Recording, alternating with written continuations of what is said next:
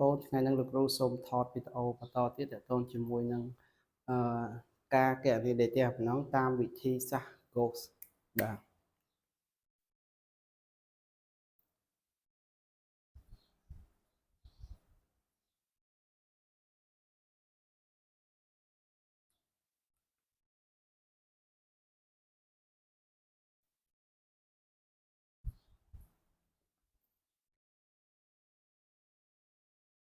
បាទអញ្ចឹងយើងពិនិត្យមើលណាអូខេអញ្ចឹងលោកគ្រូសូមលើកយកម៉ាទ្រីសមួយបាទម៉ាទ្រីសមួយគឺតម្រង់2ខ្វែង2ណាអញ្ចឹង2 3 1 4ណាអូខេបាទអញ្ចឹងយើងនឹងគណនាដេតាម្ដងរបស់ម៉ាទ្រីស A ហ្នឹងគឺតាមវិធីសាស្ត្រ Gauss អញ្ចឹងមានន័យថាគោលបំណងយើងចង់បានដេតាម្ដងនៃម៉ាទ្រីស A ឬក៏យើងតាំងដោយគូស 2A ចេះបាទអញ្ចឹងយើងមើលនៅក្នុងវិធីសាស្ត្រ Gauss គឺគេបំលែងដេតាម្ដងបាទដេតាម្ដងដែលមានធាតុ2 3 1 4នេះទៅជាទម្រង់ត្រីកោណបាទត្រីកោណទៅជាទម្រង់ត្រីកោណដែលលេខយ៉ាងណាក៏ដោយឲ្យខាងក្រោមនេះគឺស្មើ0គឺត្រីកោណលើនេះថាវាមានទម្រង់មួយដែលខាងក្រោមវា0ហើយខាងនេះគឺលេខខាងនេះលេខខាងនេះក៏លេខដែរតោះណាតមកយើងចង់រកដេតាអំណងនៃម៉ាទ្រីសហ្នឹងគឺយើងគុណ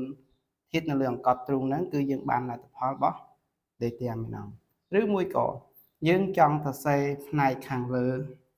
បាទផ្នែកខាងលើនេះ0ក៏បានប៉ុន្តែផ្នែកខាងក្រោមនេះលេខយើងកត់ទ្រូងលេខ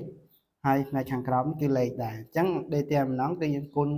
ធាតុនៅលើអង្កត់ទ្រូងអាហ្នឹងគេហៅថាវិធីសាស្ត្រ Gauss បាទអញ្ចឹងយើងពិនិត្យមើលអញ្ចឹងគេបាន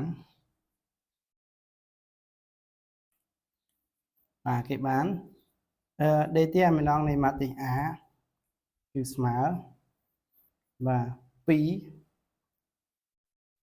3 1 4អូខេអញ្ចឹងយើងប្រើលក្ខណៈរបស់ data ម្ដងដើម្បីបំបត្តិលេខ1នេះឲ្យទៅជាលេខ0តោះនេះហ្នឹងអញ្ចឹងដើម្បីបំបត្តិលេខ1ហ្នឹងឲ្យទៅជាលេខ0គឺយើងប្រើលក្ខណៈ data ម្ដងមានន័យថាជួឈរ data ម្ដងហ្នឹងបាទជួឈរ data ម្ដងជួឈរទី1ទី2យើងអាចទៅសេទៅជាបន្សំបានតែយើងបូកយើងអាចយកជួឈរទី1បូកឬក៏ដកជាមួយនឹងជួឈរទី2បានហើយដេតាអំណងវិញគឺអត់ប្រែប្រួលទេកន្លែងហ្នឹងណាបាទអញ្ចឹងមានន័យថាម៉េចមានន័យថាជួឈរទី1នេះគ្រូសរសេរតាក់ទងជាមួយនឹងបន្សំ linear ឬក៏អាចនិយាយថាបូកឬក៏ដកជាមួយនឹងជួឈរទី2ដើម្បីឲ្យបានលេខ1នេះគឺ0អញ្ចឹងកន្លែងហ្នឹងអាចសេបានថាម៉េចបាទអញ្ចឹងលោកគ្រូអាចសេបានថាដើម្បីឲ្យបាន0អញ្ចឹងយើងយកបាទយើងយក2នៅដដែល1ដដែលអញ្ចឹង1នេះលោកគ្រូធ្វើប្រមាថីជាមួយនឹងជួរទី2អញ្ចឹងគ្រូដក1លើ4គុណជាមួយប៉ុន្មានគុណជាមួយនឹងគុណ1 4នេះអញ្ចឹងមានន័យថាជួរទី2នេះគឺយើងគុណវានឹង1លើ4ហើយគុណ1 4ហើយយើងយកមកដកជាមួយជួរឈរទី1ណាអញ្ចឹងដូចគ្នាដែរជាដក1លើ4គុណប៉ុន្មានគុណ3បាទណាយើងយកមកដកជាមួយនឹងជួរឈរទី1បាទហើយជួរឈរទី2គឺនៅដល់នៅដដែលតោះណាអូខេអញ្ចឹងយើងបានអញ្ចឹងយើងសង្កេតឃើញថាកន្លែងនេះគឺ4សម្រួលចោលទាំងដកទៅ0ហើយអានេះយើងបាន3ឬបាន3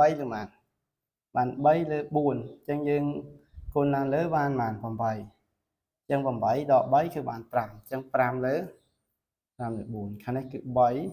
ខាងនេះគឺ4បាទអញ្ចឹងយើងឃើញថាទម្រង់អង្គខាងក្រោមធាតុខាងក្រោម0ហ្នឹងគឺយើងគុណធាតុលើកត់ទ្រូងអញ្ចឹងមានន័យថាស្មើហ្នឹង5គុណនឹង4 5លើ4គុណជាមួយប៉ុន្មានគុណជាមួយនឹង4ណាបាទអញ្ចឹងយើងបានគេយើងបានលទ្ធផល5តោះណាអូខេអញ្ចឹងយើងអាចធ្វើការផ្ទៀងផ្ទាត់បានណាកន្លែងហ្នឹងអញ្ចឹងយើងឃើញថាយើងគុណទៅបានប៉ុន្មានបាន8ដកគុណឡើងលើបានប៉ុន្មានដក3អញ្ចឹងបាន5ណាគេត្រឹមត្រូវតោះហ្នឹងអញ្ចឹងវិធីសាស្ត្រនេះគេហៅថាវិធីសាស្ត្រGauss